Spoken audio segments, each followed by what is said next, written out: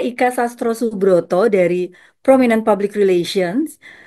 Bergabung dengan APRI cukup lama ya, dari awal-awal 2000-an, di mana Prominent sendiri bergerak itu dari tahun 2007. 2007 dan waktu itu saya berdua sama Mbak Tipu Satyotomo membangun Prominent dan waktu itu juga Mbak Tipu jadi ketua APRI di 2007 sampai 2014.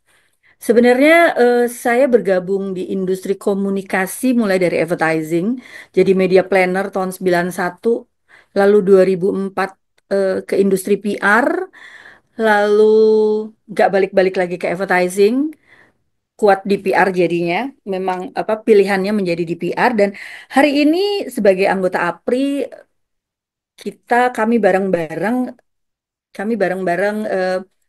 setuju untuk edukasi, update apa yang terjadi di industri PR saat ini. Dan saat ini saya akan bicara mengenai PR sebagai pendukung sales atau penjualan. Oke, teman-teman, dimulai dengan banyak orang berpikir, dan beberapa PR juga masih berpikir bahwa bagaimana mendraw attention itu kalau bayar iklan itu mahal, bayar PR murah. Kita nggak bisa bicara kayak gitu. Karena objektifnya berbeda, deliverable-nya berbeda. Advertising menjadi mahal karena itu how to sell. Message-nya sangat kuat untuk menjual. Sedangkan PR adalah how to tell. Bagaimana membangun narasi sehingga kredibilitasnya terbangun. Apalagi narasinya dibantu dengan banyaknya third party endorsement sehingga memperkuat opini yang terjadi. Lalu bagaimana sih PR itu menggenerate interest? Dimulai dengan orang itu nggak suka loh diceritain yang ingin tell the story. Sehingga tidak langsung kepada tujuan, tapi banyak cerita sosial di sekeliling eh, program penjual yang membuat orang simpatik. Contohnya kita bilang bahwa yuk beli bolpen ini. Karena bolpen ini 50%-nya mensubsidi itu yang membuat produk yang akan dijual mempunyai value yang lebih tinggi. Lalu eh, bagaimana cerita-cerita narasi dari PR itu bisa menstimulat desire. Seperti ada case study, ada testimoni, fokus pada benefit, lalu ada solving fear, dan banyak snowball effect yang menceritakan saat ini good press juga better press. Good news juga membuat sesuatu yang menarik untuk pembangunan buat perekonomian dan bangunan peradaban. Jadi banyak sekali narasi yang dihadirkan baik sisi kiri, sisi kanan, sisi atas, sisi bawah, dari luar, dari dalam, semua sisi bisa diceritakan dan itu menjadi sesuatu kekayaan dari PR untuk bernarasi yang lebih produktif. Lalu saat ini dari narasi itu, sekarang bukan lagi kita ngomong bahwa program komunikasi adalah menciptakan awareness. Nggak bisa ngomong awareness aja. Ingat loh, semua butuh cering-cering. Ujung-ujungnya harus dapat business outcome. Apapun yang mendukung business outcome. Sehingga narasi yang terbangun itu bisa mendorong untuk dapat take action. Jadi kita tahu brand itu bergerak mulai dari awareness sampai pada loyalty beyond reason. Awareness itu diterjemahkan dalam PR menjadi issue of understanding. Begitu juga staging-staging berikutnya. Itu memang dibangun untuk sampai pada loyalty beyond reason. Staging inilah yang di sini kekuatan PR bisa menjembatani antara sales, narasi, dan action planning selanjutnya. Nah, bagaimana ini bisa enhance credibility? Kita tahu kan, berita itu kredibilitasnya makin tinggi kalau endorsernya makin banyak. Ini bukan KOL seperti di sosial media, tapi ini lebih kepada third party endorsement yang di mana ada suatu lembaga, ada orang yang kredibilitasnya tinggi untuk menyampaikan dukungannya terhadap brand atau produk kita. Nah, cara berpikir third party endorsement, walaupun sekarang banyak menerjemahkan kepada KOL, Key Opinion Leader, tapi ada perbedaannya. Dimana kalau kita pakai media massa, dan ini masih terus jadi fight-nya orang PR adalah media massa itu punya eh, kode etik. Jadi PR itu bekerja membutuhkan media massa karena media massa adalah profesional. Apa yang disampaikan diyakini masih bertanggung jawab terhadap kehidupan sosial, pergerakan peradaban, pergerakan masyarakat. Sedangkan untuk sosial media, kalau masih masih orientasinya kepada banyaknya follower, itu belum bisa diakui sebagai credibility. Karena kita sadar ya, kalau eh, sosial media lebih kepada amplifikasi isu, sedangkan kalau media massa lebih kepada kredibilitas isu. Isu-isu yang dibangun membangun kredibilitas dan pembentukan ke depannya lebih bertanggung jawab dan arah pembangunan kemana, seperti itu. Nah, disinilah bagaimana narasi-narasi ini membangun kredibilitas. Memang kita tidak memungkiri adanya post-truth, sesuatu yang digulung terus, diomong-omongin terus, tadinya tidak berkenan di masyarakat, akhirnya menjadi berkenan gitu kan. Nah, intinya di PR itu kita harus benar-benar jeli melihat isu apa yang bisa mendukung terhadap penjualan kita. Karena kita tahu PR saat ini bukan hanya ngomongin persepsi, tapi kami di Prominent selalu bilang bahwa PR itu adalah PR branding antara persepsi dan performance, di mana persepsinya ini akan akan sebagai kredibilitas yang menjadi lokomotif terhadap performance. Jadi ilmunya menjadi makin luas, karena saya dulu backgroundnya dari branding tahun 91 di advertising sampai 94 dan akhirnya beberapa tahun ini bekerja udah masuk 2014 15 terjadi apa disruptive era, PR menjadi borderless. PR itu bukan hanya stakeholder, government relation, tapi sekarang PR juga harus bisa menjawab tantangan zaman untuk ngepush penjualan.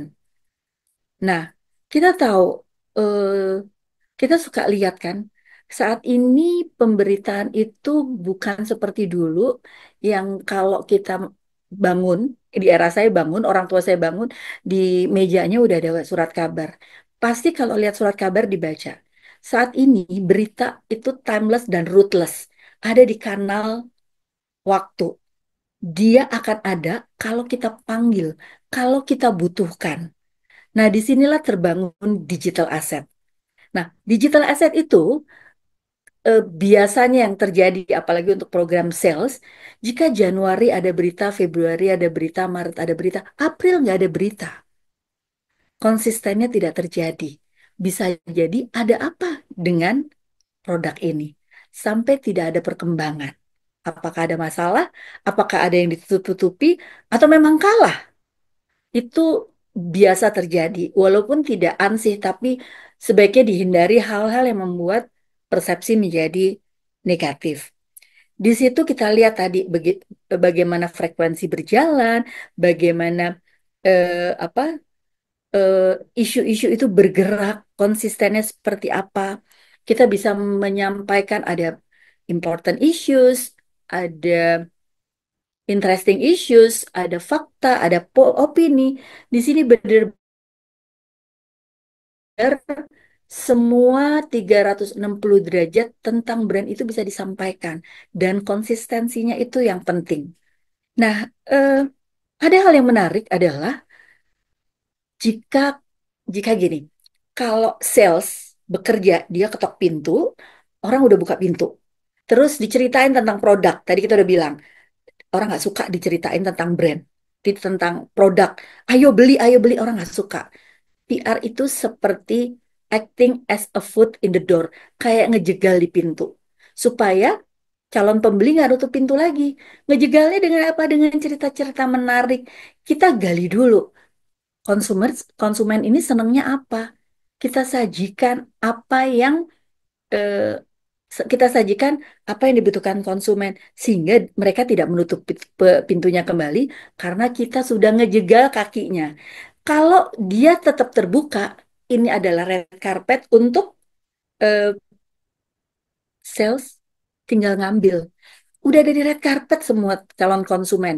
Kalau sales nggak bisa jualan, dari something wrong sama salesnya. Dan kita tahu berhubungan dengan tadi, PR adalah how to tell, advertising adalah how to sell, maka biayanya PR lebih rendah. Tapi kekuatannya adalah membangun, PR-nya mesti kreatif, membangun cerita 360 derajat. Itulah yang dibilang PR, eh, kekuatannya di situ, eh, kerja kerasnya di situ. Tapi kalau advertising, dia benar-benar bisa ngeplan 1 tahun, bulan ini ceritanya ini, Februari ceritanya apa, karena udah ada staging buat jualannya. Kalau PR, apa yang dia sampaikan saat ini, maju 1 langkah, lihat ke kanan, lihat ke kiri, lihat ke depan, boleh maju atau duduk dulu, atau berdiri, atau siap-siap aja. Kenapa? Karena PR harus benar-benar riding the wave, bukan to the wave, riding the wave. Bagaimana bisa mempergunakan kesempatan dalam hal positif sehingga value-value itu makin bersinar. Dan kalau kita lihat, berita itu jadi digital asset, itu long lasting, evergreen content. Berita kita 4-5 tahun yang lalu, 10 tahun yang lalu, itu tetap terjadi, tetap ada di situ. Sedangkan kalau kita pasang iklan cuma 1 bulan ya 1 bulan, lebih dari itu nggak ada. Tapi ingat teman-teman, kita media massa, sorry, PR dan media massa itu harus terikat kuat. Kalau media massa nggak hidup, nggak ada yang pasang iklan, terus kita mau bikin berita di mana?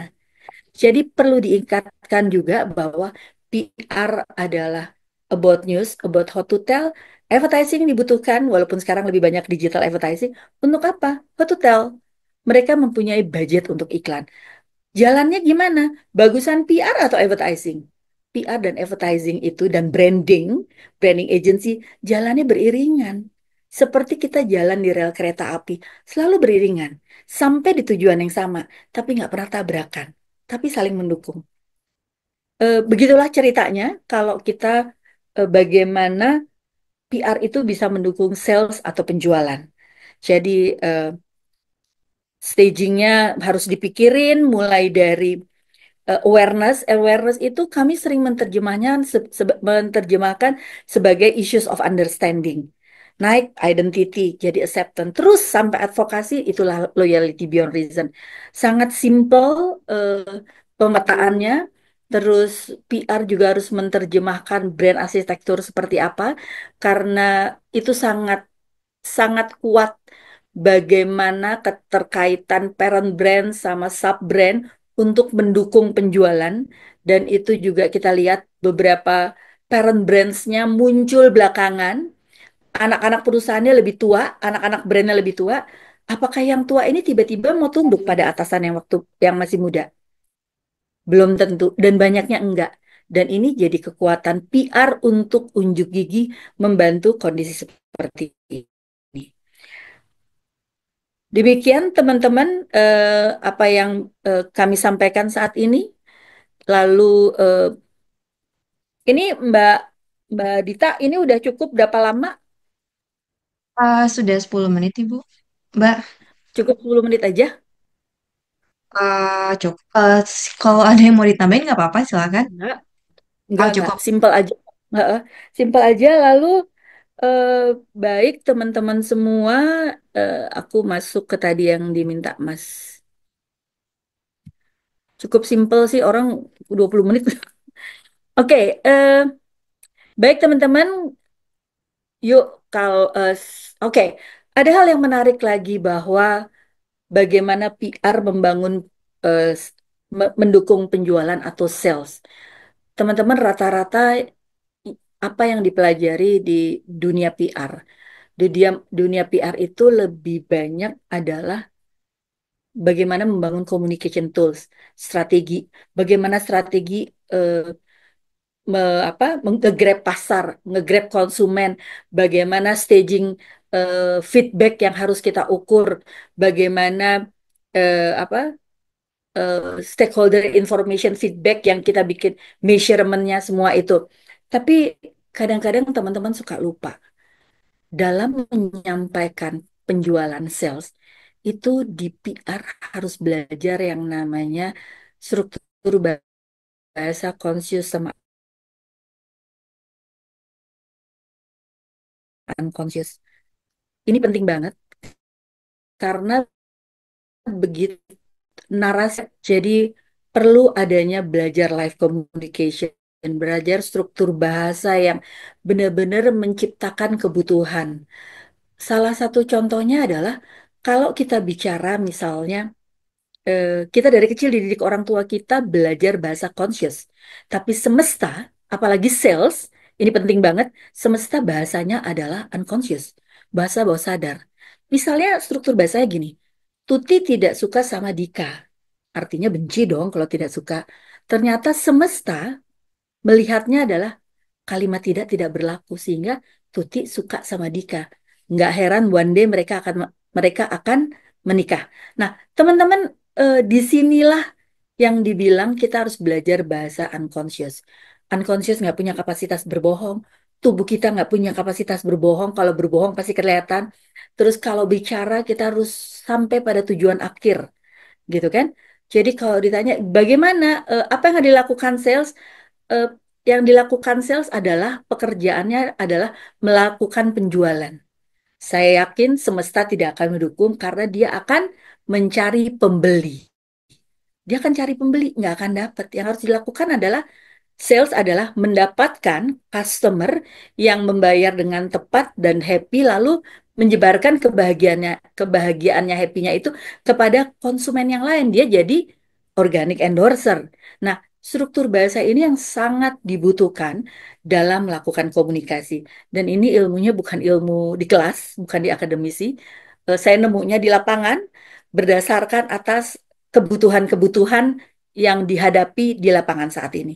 Nah, untuk kalau teman-teman masih pengen tahu, pengen dapetin information, eh, kalau masih dapetin information, please please kontak saya Ika Sastro Subroto di IG saya. Kalau dicolek lebih cepat. Oke, terima kasih. Senang bisa berbagi. Keren buat Apri yang selalu mau hadir untuk eh, banyak pengetahuan, pengembangan PR bukan hanya ilmunya tapi juga bisnisnya. Dan eh, teman-teman di APRI banyak PR consultant, ilmunya dari A sampai Z, eh, atas ke bawah semuanya 360 derajat bisa didapetin di APRI ini. Thank you. Sukses buat APRI dan teman-teman semua. Terima kasih. Wassalamualaikum warahmatullahi wabarakatuh.